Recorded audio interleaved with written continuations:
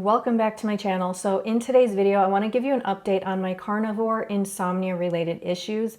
I did a video on this previously, and lately it's been receiving a lot more views and comments and questions. If you don't know what I'm talking about, there is a group of us out there who have an issue where we don't have any problems falling asleep, generally speaking, but we end up waking up between 1 a.m. and 3 a.m. More often than not, it's closer to 3 a.m. and we're just wide awake, and that is the new start of our day, 3 a.m. or earlier. And that is very early, and it's really difficult to deal with something like that.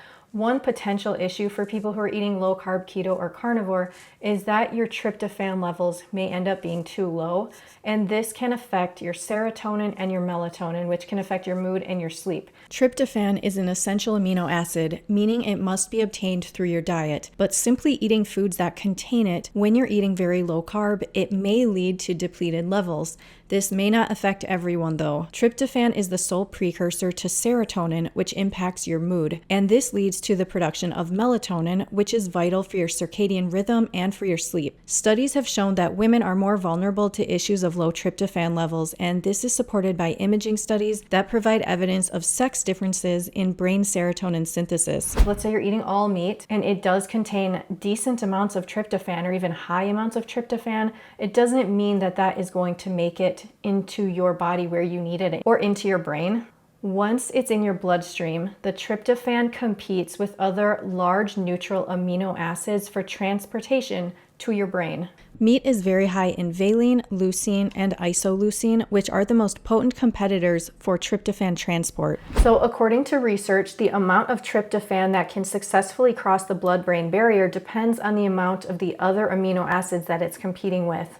So if you can alter the ratio of tryptophan to the competing amino acids, that can have a significant effect on the concentration of tryptophan that manages to enter the brain. Scientists have conducted studies to understand how manipulating tryptophan levels in the body affects its conversion to serotonin. To cause a depletion in tryptophan, in most studies they administer an amino acid beverage that contains 100 grams of 15 amino acids, but that does not include tryptophan. The intake of this drink stimulates protein synthesis in the liver, but without the proportionate intake of tryptophan, this caused a great depletion in the existing tryptophan levels. The other amino acids were competing with tryptophan to make it to the brain, resulting in a significant decrease in tryptophan and serotonin and melatonin. The reason I'm sharing this is because of its downstream impact on melatonin. In other studies, they used a depletion drink that contained 50 grams, and it still showed vast reductions in tryptophan. There have been so many studies on tryptophan depletion by using this type of drink. Collagen powder supplements are very common nowadays, and one of the most popular ones I've seen is the Vital Proteins powder. The serving size is 20 grams. If you're somebody who takes a collagen powder drink supplement, that actually generally contains all of the amino acids except for tryptophan, which is not naturally in that. So as a result, you could be further depleting your tryptophan levels. Most companies don't add in tryptophan, so in my mind, we're sort of recreating the acute tryptophan depletion experiments from the research, and I used to use collagen powder too.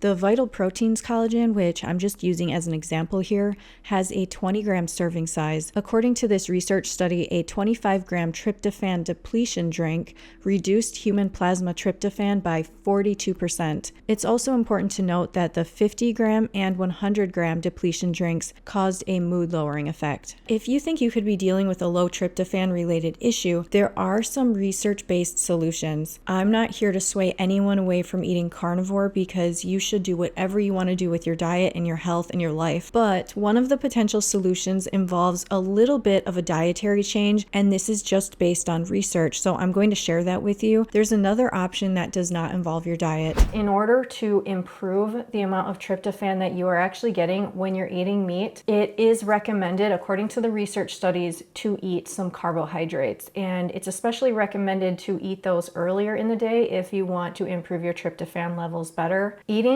carbohydrates does not directly increase tryptophan levels, but it triggers insulin release, and the insulin promotes the uptake of the competing amino acids into your muscle cells, so it shuttles them away into your muscle cells, so that increases the availability of tryptophan for the serotonin and melatonin synthesis in your brain. So the research research basically suggests that consuming carbohydrates along with tryptophan-rich foods can enhance your tryptophan's entry into the brain. According to a research paper, consuming the carbohydrates plus protein with your first meal of the day can have a greater impact on the amount of tryptophan making it to the brain compared to later in the day. Okay, so if your tryptophan levels do become quite low, that is a problem, and your body and your brain have kind of a backup plan if that happens. There may be a separate transport system that is specifically for tryptophan, and it becomes more active when tryptophan levels are low. This could be why some people don't have any issues of tryptophan depletion. One other thing that is very interesting is that if you drink alcohol, that greatly depletes your levels of tryptophan and the synthesis of serotonin, and that can directly impact your mood. And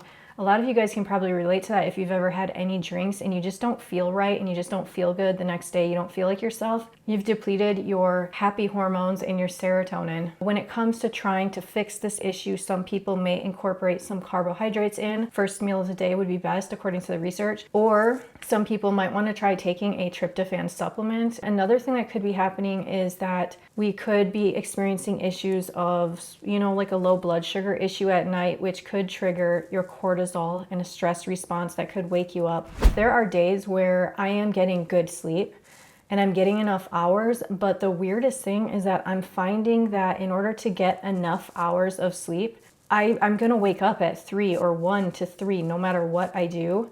And so the only way I can get enough sleep, this is horrible, is if I go to sleep much earlier. And so sometimes my bedtime is 6 to 7 p.m. It's usually where it's at.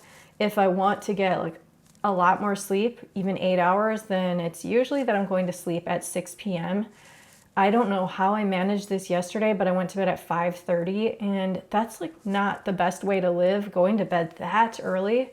I'm really hoping that as the weather changes coming up, it seems like it's sunnier out right now and the weather's getting nicer. I'm hoping that as summer approaches, that I can push things back and go to sleep later, closer to 8 or 9.